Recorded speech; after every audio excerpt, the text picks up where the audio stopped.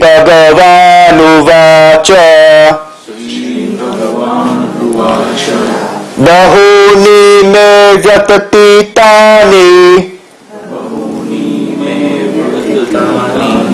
Bahuni me vyatitani Janmani tava charjuna Janmani tava charjuna Tani aham veda sarvani Tani aham veda sarvani Natvam veta param tapa Natvam veta param tapa. The blessed Lord said, many are my lives that are past, and yours also, Arjun. All of them I know, but you do not know, or Scourge of the foe, Arjun. It's a very nice phrase from Shri Krishna. There's two reasons why Arjun had doubts in the last verse. The first was that Arjun does not do blind faith. He is very clear, he is very courageous. If he does not understand something, he will ask a question straight away. The second reason why Arjuna is asking questions is because he's talking about the physical body, where Shri Krishna said, when he said the first 3 verses of this chapter, he was talking about the causal body, not the physical body. Humans have 3 types of bodies. We must understand them spiritually. The first is the spiritual body, the physical body, which has the body and the senses. It starts with this 7 pound, 8 pound or 9 pound body we had at birth, increases to, for example, 50 kilograms, or me, 10 kilograms, and it goes back down again. The 6 phases are Jayate, Asti, Vardate, Vipamate, Apakshya, Nashyati. 6 phases. Then a day comes when this physical body finishes and a cremation takes place. The majority of people are only aware of their physical bodies. If you look at the world, then 90% to 95% of people identify themselves with the body, even though scientists have proved today that every 7 years, each and every cell in your body gets replaced and dies and new cells are born. They think that they are the body. They say that this is my eyes, this is my hair, this is my mouth, and this is my nose. Their whole lives go like this. People with spiritual knowledge call this the category of people who are bodily minded. When the words Muddha or Muddhatma are used in the Gita, then they refer to those people that identify themselves with the mind and the body. Second is the subtle body. The subtle body is inside this physical body. This consists of desires, cravings, wishes, the mind, intellect, consciousness, and the ego. Repeat again. Desires, cravings, wishes, the mind, the intellect, consciousness, and the ego. The physical body gets born because of the subtle body. We'll go deeper into this when we study the 15th chapter. Because of the subtle body, one gets the form that is the physical body. Shri Krishna says, Vayurna Gandha Virashya in the 15th chapter of the Bhagavad Gita. The subtle body lasts as long as there are desires, cravings, and wishes, because they have to be fulfilled. When the wish is born, then the subtle body is born. When the last wish goes away, then the subtle body dies. People call this liberation. The bondages we have are not of the physical body, but of the subtle body. The physical body is only a vehicle. The subtle body is more important. As an example, if a criminal has committed a crime, gets caught, gets driven back to the police station and put into jail, the police car taking him back is a physical body, but the culprit sitting inside the car is a subtle body. The subtle body has committed a crime, and that is why he has to sit in the physical body. If the police car breaks down or gets a tire puncture, then the police will immediately call another car and take him to jail in that car. If the car breaks down, they don't let the criminal go. The car is just a means to take him to the police station. The person has the bondage and not the car. The car will keep going. As soon as the car gets to the police station, the bars of the jail will open and the criminal will be locked in the jail.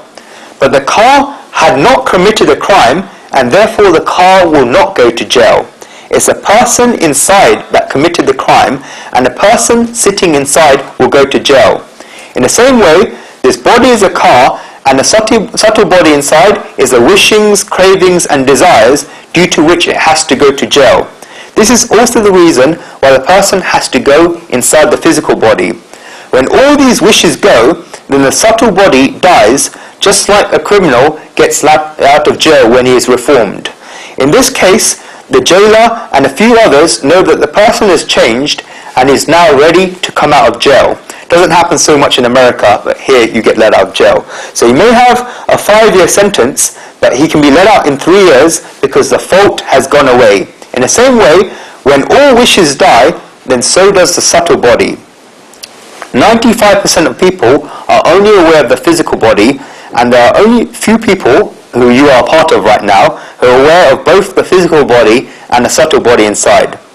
A lot of spiritualists call the subtle body the ether body or the quilt. These people use, the occult, the ether body or the occult. These people use the physical body to remove the bondages of the subtle body. This is what is awareness to both the bodies. These people know what bondages they have to their wishings, their cravings and desires. They use their physical body not to tie themselves in more bondages, but to free themselves from these bondages. First, physical body. Second, subtle body. Third is the causal body. It's a pure cause for which the subtle body and the physical body come. It is the soul, the imperishable soul.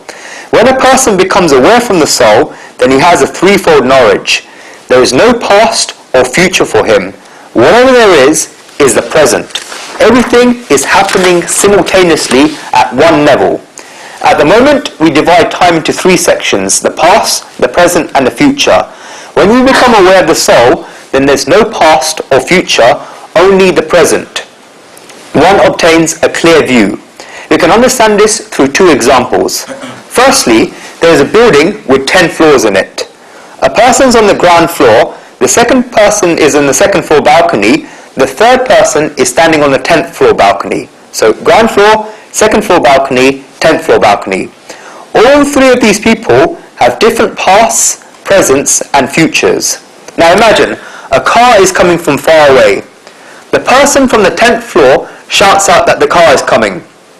The person from the second floor will say that he can't see the car, and the person from the ground floor will also say that he can't see it. The person on the 10th floor is at the top of the building, and so he can see the car coming from far away. The ground floor person has yet to see it. When the car came slightly closer, then the person on the second floor then says that he can see the car. The person on the ground floor, and obviously the person on the 10th floor may be able to see the car, the person on the ground floor will say that he still can't see the car. The person on the 10th floor can see in his present is the future, but for the person on the ground floor, on the second floor and the ground floor is a future, but it's now become a present for the person on the second floor. The car will come in the future for the later 2 people because the person on the 10th floor told the other 2 to watch because the car will come in a minute. It is a future for the other 2 because of the person on the 10th floor says that the car will come. The person on the 10th floor can see it now. When it comes near, then the person on the second floor will be able to see it. It will now be the present for the person on the second floor, but it has already been the present for the person on the 10th floor, and it's now his past. The car is still to be seen in the future for the person on the ground floor. When the car comes even close, then the person on the ground floor will see it in the present. The person on the second floor has already seen it in the present, and now it is past. It has long been past for the person on the 10th floor. When you rise above, even physically, time gets wider and wider. Even materially speaking, this time is relative. The higher you go, then the wider it becomes. I've used a very simple example of 3 people on 3 levels in the building. This is a physical example. At a more advanced level, when a person goes higher in his mind or his intellect, then the present becomes wider for him. To take an example, there's a small child of 6 months, or say 2 years, and there's a lamp 10 feet away from him. The small child starts walking towards the lamp. When the child is going in this direction, an elder sees this. The elder is more advanced than the child with the mind and the intellect. The elder calls out to someone to stop the child before it touches the lamp. Yet the child still has to walk 8 feet to get to the lamp. For the child, going to the lamp, touching it, burning itself, and going to the hospital are things of the future. It does not know all about things, but as soon as it walks 2 feet, then it becomes the present for the elder. This is because the child is not able to think, whereas the elder can think. The higher that the person goes in the mind and the intellect, then the wider that time becomes for him. To take another type of example, imagine that there's an 18-year-old making mistakes, doing wrong deeds and hanging out with the wrong company. When elders find out about this, then they may tell the 18-year-old to stop doing this and asking why he's doing these activities. At that time, the 18-year-old does not know that he's going down the wrong route and the route he's going down is wrong. The elders tell him not to do it, otherwise he'll fall into a well. What is the future for this 18-year-old is present for the elders. The elders see the bad consequences for the 18-year-old's action. Even whenever a person goes higher in the mind, time becomes wider. Now imagine what will happen to the person that goes to a more advanced level with his soul. His time will become incredibly wide. For him, there is no present or future. Shri Krishna is the greatest and supreme being, and whatever is for him, it's the present. Shri Krishna is saying it from this angle that he's already declared this yoga to the sun god. We can also take another further example. Shri Krishna is talking about this very naturally. If a senior citizen is talking, then he'll say, for example, that he was born in 1930, in 1935 he got his Janoi, and he ran around, but he could not get caught by his uncle. In 1938 he went to school. In 1945 he passed his metric exams. He then went to college. He stayed in a hostel. It's because he keeps remembering his past. He remembers all of this very naturally because he identifies himself with the physical body. Therefore, he knows the entire history of his physical body. Shri Krishna is talking about the soul just as naturally as this, and one cannot measure the age of the soul. The soul is unborn, Sanatan, and was there from the beginning. If we try to measure our ages in terms of the soul, then we are millions and millions of years old. The ages of our physical bodies may be different from all of us, but all of us have the same age for our souls. Shri Krishna has awareness of the soul, and therefore he's talking about it very naturally. He has done this with his causal body. Just as natural as that elder talks about his actions with his physical body in his life, Shri Krishna talks just as naturally about the things he did with his causal body. It was his causal body that gave this knowledge to the sun god. Because it's not the physical body that has this wisdom, but the causal body. The soul has this wisdom. The soul was there at the time, the body changed, but the soul did not change. You are not in reality the physical body, you are the causal body. You are the soul, and Shri Krishna knows this. There are many kind of repeated births. Shri Krishna told Arjuna that they both had several births. I'll tell you a very short joke. When Guruji started studying the Gita, he told this to someone. He asked this person when Arjuna's birth date is. Who knows when Arjuna's birthday is? Anyone know? The answer's in this verse. When's Arjuna's birthday? Guess, which month? Come on, take a guess. It's in the second line. Okay, Arjuna's birthday is on the 4th of June. His friend asked Guruji how he knew. Told him, look at this. Bahini me vyatitani janmani tavacha Arjuna. Meaning in modern languages of India, it means that Bonami May, many months of Vyayantani, many months of May went, and then Janmani Chava Char Juna. He was born on the 4th of June. Many months of May went, and he was born on the 4th of June. Before you start celebrating, I want to tell you that this is a joke.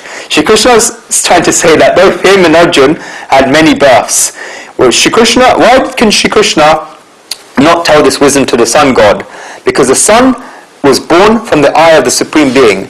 In the Purushata of the Vedas, it is said, Chakrusho Surya Ajayata, meaning the sun was born from God's eyes.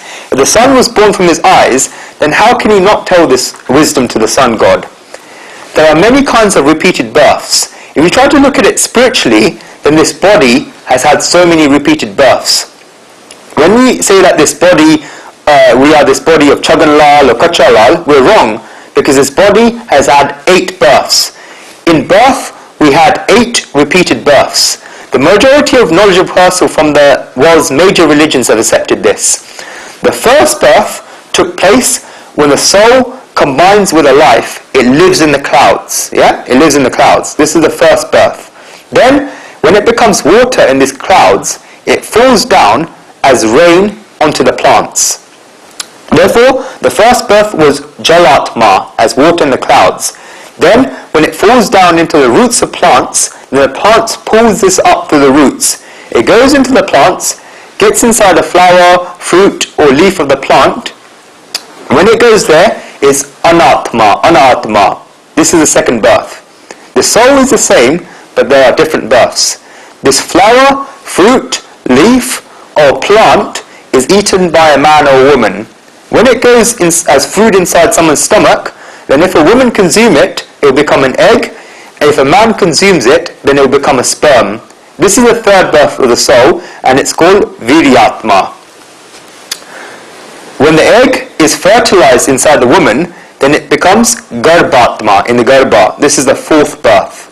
There's a very beautiful word for the Garbhatma in the Vedas, Mata Shiva, meaning that which lives in the mother's womb. It lives in the mother's womb for 9 months, then it becomes born. Then it is Purushatma. Therefore, when we say that we're born, it's in reality our 5th birth. We think that it's the first birth, but it's the 5th birth. Life started in the water, and therefore in Sanskrit it said that Jala Jivana, meaning water is life. This water became a human being in the 5th birth. It's nicely said in the Chandogya Upanishad that Panchanam Auta Apa Purusha Vasho Bhavanti, meaning this human being is the 5th birth. When someone gets the Janoi, sacred thread, then this is bridge, which becomes the 2nd birth as a human being and the 6th birth as a soul. This is called Gnanatma, because his thirst for knowledge and wisdom begins. When a student completes his studies as a brahmachari, as a celibate, and enters into material life to perform work, then this is when the bondages of action start. At this stage, he becomes a karmatma, and this is the 7th birth. It is said in the Vedas that whenever a brahmachari, a celibate, performs actions, then there is never any bondage, because he's not doing anything for himself. If someone does good deeds, then they'll be adored in the world. People have been given freedom to perform any actions that they want. If a person performs 100 yagnas, then they can become Indra. Shatakratu, meaning a person who's performed 100 sacrifices, becomes Indra. If he does bad deeds, then you can say he goes to hell, but I don't believe in heaven and hell as geographic places. I believe in heaven and hell as states of mind. When society lives at peace and there's goodness all around, that's heaven. But when people are going out, killing each other, stabbing each other, that's what I define as hell. Heaven and hell are not geographic places, but states of mind. Then, if a human being renounces karmas, then he becomes a jidatma. Nijatma rupa shiva vihaloham is the experience he gets. Then all the births happen. That's also a way, there's also a way where a father can attain all the births through his own son. It's said in the Koshita Upanishad that Atma ve putra namasi, meaning that the soul can take the form of one's own son. The Bhavananda Upanishad says that Saya Devam Vishalokat Pati Atada Evabi Aha Pranaya Samputa Vishati, meaning when a knowledgeable person goes, then he can come back in the form of his own son. Such a father has his complete set of births in his sons and daughters. There are many kinds of these repeated births. Therefore, Shri Krishna says here that both he and Arjuna have had several repeated births. The difference is, you see here, that Arjuna does not know about them, whereas Shri Krishna knows about them. You know what? It's a good thing that we don't know about all our births. God, the Supreme Being, has done a big favor. When the body passes away, then all our memories go away. Otherwise, there's going to be a lot of difficulties. When you see a 60 or 70-year-old elder sitting there worried, and you ask them what they're worried about, then they say that they remember everything. Guruji was once sitting with an 8-year-old woman and she was talking to him about her life. She told me that when she was getting married and she came into a house, her mother-in-law told her off for putting her left foot first in the house when she should have put her right foot first. She said that her mother-in-law humiliated her in front of everyone. Guruji asked her what was her age when she was married. She was 80 at the time. She said she was 18 years old at the time. Now she was 80 years old. Guruji asked her where her mother-in-law was so he could apologize to her. Then this event that's been in her head for 62 years would go away. She said that her mother-in-law passed away 10 years ago. Guruji told her, your mother-in-law has gone, and so, why don't you just forget about it? It's still stuck in her mind. If one event in someone's life gives them so much worries, then what would happen if we remembered everything from our past lives? Imagine if a child gets born and remembers everything from its past lives at birth. There would be a lot of difficulties for him. It's best that we forget this.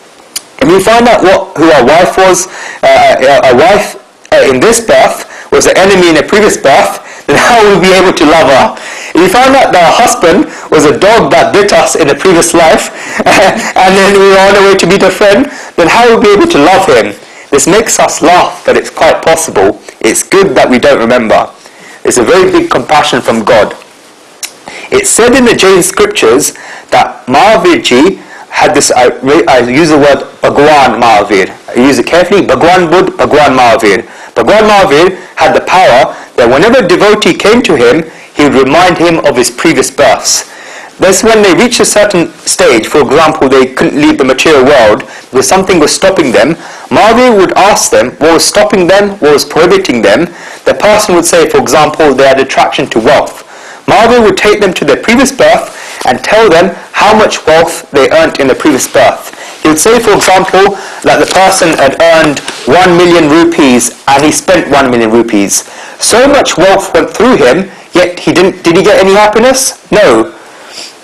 Guruji has heard that if a person gets deeply hypnotized, then a lot of such things can get removed from his minds that he remembers his past births. Guruji has heard of people that do this, but he doesn't know about this in detail. It's possible. If a person says that he has attraction for his wife, then Mahavir Swami would show him the beautiful wives he got in his previous births and the material enjoyments he had as well. They get sick of it all and they're still attracted to material enjoyments. Everything there is has already happened. There have been many births. There was a Jain saint who was traveling and he saw that there was a man in the house who was eating and a beggar came to his door. This beggar child told him that he was hungry and he asked for some food to eat. The householder was very mean and he told the beggar child to go away. When the Jain saint saw this, he started laughing. The householder saw that he had told the beggar child to go out of his house, and why is the saint making fun of him? He thought that the saint was laughing because the saint's compassion, whereas this householder had told this beggar to go out of the house. 3 days later, the householder was sitting at his stall in a marketplace and he saw the same saint passing by. At that time, that man had sat down with a puppy and was stroking it. This dog would keep jumping off and he would grab it back and he'd start stroking it again. He told his staff at the market to get some dog biscuits for the puppy. He tried to feed the puppy with love, but the puppy would not eat it. The saint saw this and he started laughing again. This man found the saint's behavior very strange. He asked the saint that why he laughed when he told the beggar child to go away from this house and also when he gave a lot of love to the puppy. The saint told him to leave it because there would be no benefit to him in finding it out. The man persisted and asked him he wanted to find out. The saint told him that if he told him, then he should not get sad. The man agreed and his saint told him what he really wanted to know. The saint told him that 3 days ago he was passing by a house and he told that beggar child to go away. In reality, that beggar child was a householder's father in his previous life, and 11 days after his father's death, he had given big donations of food to people and fed them so his father could attain moksha. The same father on whose photo he puts a garden every day came as a beggar child and his householder told him to go away from the house. If the saint didn't laugh, then what else could he do? The puppy that the man was feeding with love was his neighbor in a previous birth, and he had contempt for his neighbor in this previous birth. That man, he was very covetous and greedy, and the householder thought that he was looking at his wife in the wrong way. It couldn't stand him. Suddenly, this person got involved in an accident and died. The man went to his funeral, but inside he was happy that he had died. The neighbor of his came back as a puppy, and he was feeding that puppy with so much love. So if that saint can't laugh, what else would he do? If a person remembers his previous lives, then it will be a very big problem for him. Now, how much will this man regret telling that beggar child to go away from this house? Now he will never even touch that cat, let alone feed it with love. It is God's compassion that we do not remember what we did in our previous lives. Shri Krishna says that he remembers this, but Arjuna does not remember it. When Shri Krishna says that both he and Arjuna have had several births, then there is that one thing clear, that God, who is free from the cycle for birth, still takes birth, and a common person who has bondage also takes birth. Remember these two words, liberated and bound. A liberated person takes birth, and a bound person also takes birth. The process of getting them both born is exactly the same. Then what is the difference between being liberated and bound? Shri Krishna answers this in the next verse, verse 6.